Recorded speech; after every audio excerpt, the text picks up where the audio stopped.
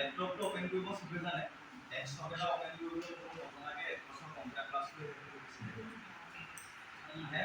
কৰবাত কম্পিউটাৰ চেণ্টাৰত আমি ল্যাপটপ বা ডেস্কটপ ওপেন কৰিবলৈ নহয় মোৰ নিজৰ কম্পিউটাৰ চেণ্টাৰ আছে মানে আমাৰ কি হয় দিনটো ষ্টুডেণ্ট অহা যোৱা কৰি থাকে তুমি গলা তুমি মেচিনত কৰি দিলা তুমি প্ৰথমৰ পৰা নোপোৱা ল্যাপটপ বা ডেস্কটপ এটা কেনেকৈ ওপেন কৰিবা এতিয়া ডেস্কটপ এটা কি বস্তু থাকে এতিয়া জানা নেকি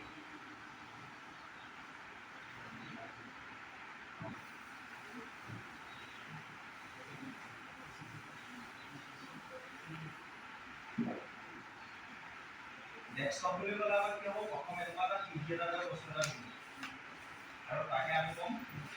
তাৰ আমি কি আমি ক'ম আমি মনিটৰ বুলি হ'ব একদম বেয়া দূৰত দেখা নাই দিব নোৱাৰিব পাৰা তাৰপাছত মনিটৰটো চাইডতে থাকিব এইডোখৰতে এটা এইখন হ'ব কীবৰ্ড এখন চিনি পোৱা আৰু ইয়াতে থাকিব এইটো মাউচ আৰু তাৰ লগত এটা ডাঙৰ বাকচ থাকে ডাঙৰ বাকচৰ নামটো হৈছে CPU আৰু সেই ডাঙৰ বাকচটোৰ ওপৰত কেতিয়াবা সৰু বাকচ থাকিব তাত এটা বুটাম এটা থাকিব তাৰ নামটো হৈছে UPS এতিয়া CPU আৰু UPS ৰ ফুল ফৰ্মটো কি হয় UPS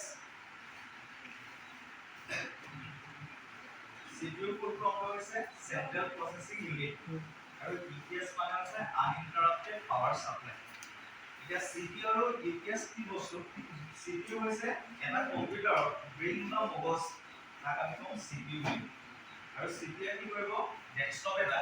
সেই বস্তুটো চলাই থাকিব CPU বুলি আৰু UPS মানে হৈছে UPS ৰ ফুল ফৰ্ম হৈছে আনইন্টাৰাপ্টেড পাৱাৰ সাপ্লাই যেটো ডেস্কটপ এটা চলি থাকিবলৈ ইলেক্ট্ৰিক যেটো পাৱাৰ লাগে সেই পাৱাৰটো UPS টোৱে যোগান ধৰিব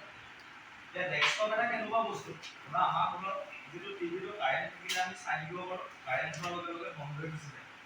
কিন্তু আমি ডেস্কটপত কি কৰো ডেস্কটপটো যে অকল আমি লগলি চিনেমাই চাই থাকি কিবাই চাই থাকি সেইটো নহয় ডেস্কটপত আমি কি কৰিব পাৰো কিছুমান ইম্পৰ্টেন্ট কাম কিছুমান কৰি থওঁ